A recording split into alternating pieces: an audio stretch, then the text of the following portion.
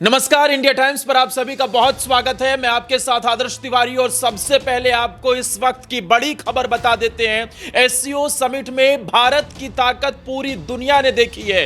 नरेंद्र मोदी के सेनापति रक्षा मंत्री राजनाथ सिंह ने चीन और पाकिस्तान को हिंदुस्तान का 56 इंची सीना दिखा दिया। इस शेर ने ऐसी दहाड़ लगाई कि पाकिस्तान और चीन की चाल बेनकाब हो गई।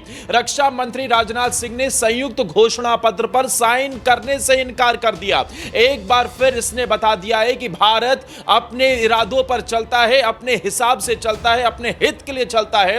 हिंदुस्तान किसी के आगे झुकेगा नहीं, चाहे अमेरिका हो, चाहे रूस हो, चाहे चीन हो। भारत अपनी पॉलिसी लेकर चलता है। पहलगाम आतंकी हमले का जिक्र नहीं, भारत बोला आतंकवाद पर कोई समझौता नहीं होगा।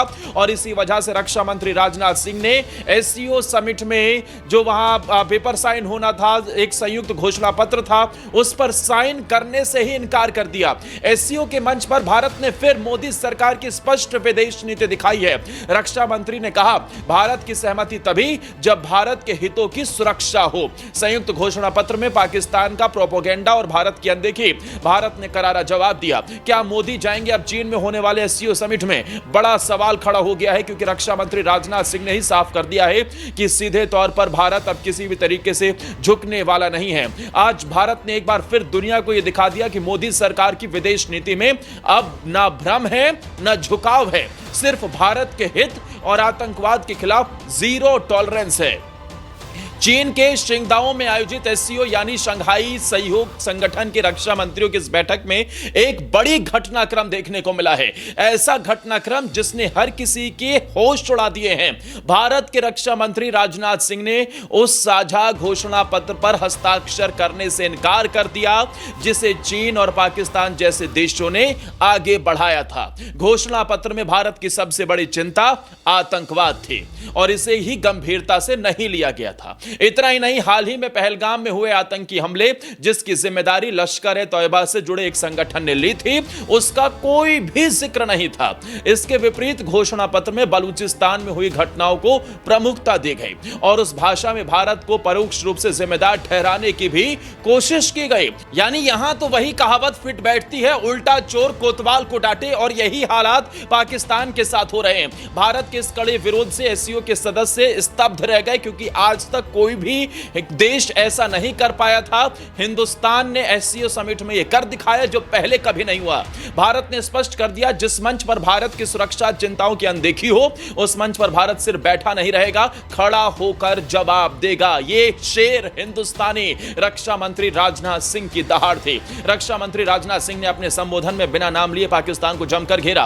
उन्होंने कहा, आतंकवाद और राज्य प्रायोजित आतंकी संगठनों के पास अगर सामूहिक विनाश के हथियार पहुंच गए तो शांति और सह अस्तित्व की बात करना बेईमानी है।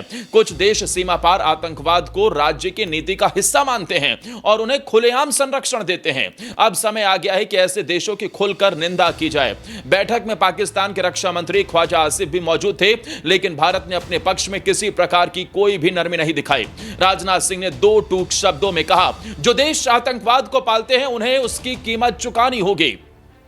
बैठक के बाद विदेश मंत्रालय के प्रवक्ता रणधीर जायसवाल ने प्रेस को बताया कि भारत की प्रमुख आपत्ति यही थी कि घोषणा पत्र में भारत की आतंकवाद संबंधी चिंताओं को जगह नहीं दी गई। प्रस्तावित मसौदे में एक खास देश का पक्ष रखा गया जो भारत को मंजूर किसी भी कीमत पर नहीं था। कूटनीतिक सूत्रों की माने तो पाकिस्तान ने इस मसौदे में ऐसे वाक्य डलवाए थे जो बलूचिस्तान में आतंकी गतिविधियों के लिए भारत को परोक्ष रूप से दोषी ठहराते थे। लेकिन जब भारत ने इसका विरोध किया और पहलगाम हमले का जिक्र जोड़ने की मांग की, तो चीन और पाकिस्तान ने मिलकर उसे नजरअंदाज कर दिया। बस यही भारत ने अपना कड़ा रुख अपना लिया। राजनाथ सिंह ने हस्ताक्षर करने से साफ इनकार कर दिया। इतना ही नहीं, राजनाथ सिंह ने बैठक में बताया कि पहलगाम हमले के बाद भारत ने ऑपरेशन सिंदूर के तहत आतंकियों को उसी भाषा में जवाब दिया। भारत अब आतंकवाद को सिर्फ निंदा की भाषा में नहीं देखता, अब कार्रवाई की नीति लागू हो चुकी है। भारत ने यह भी साफ कर दिया कि ओएससीओ जैसे मंच का हिस्सा तभी रहेगा जब भारत के राष्ट्रीय हितों और साथ ही सुरक्षा की रक्षा सुनिश्चित हो। यानी अब ना कोई दबाव चलेगा, ना कोई दिखावा।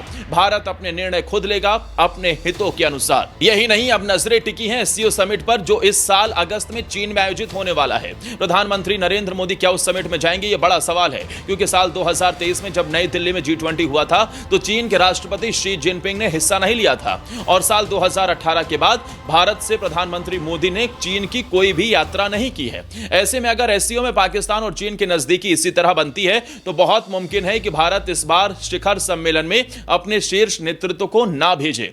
तो यह है भारत की नई विदेश नीति। आतंकवाद पर जीरो टॉलरेंस, राष्ट्रीय हितों पर कोई समझौता नहीं, और राजनाथ सिंह और मोदी सरकार की ओर से सीधा और स्पष्ट संदेश, भारत झुकेगा नहीं। दोस्तों, आप भी कमेंट में जय हिंद जरूर लिखें, और राजनाथ सिंह की इस दहाड़ को लेकर क्या कहना चाहेंगे। क्या भारत ने एससीओ समिट के इस मसौदे पर हस्ताक्षर ना करके बहुत सही किया है, और क्या अब भारत सिर उठाकर चलता है, दुनिया को झुकाकर चलता है? अपनी राय कमेंट सेक्शन में जरूर दीजिए। कमेंट में भारत माता की जय जरूर लिखें।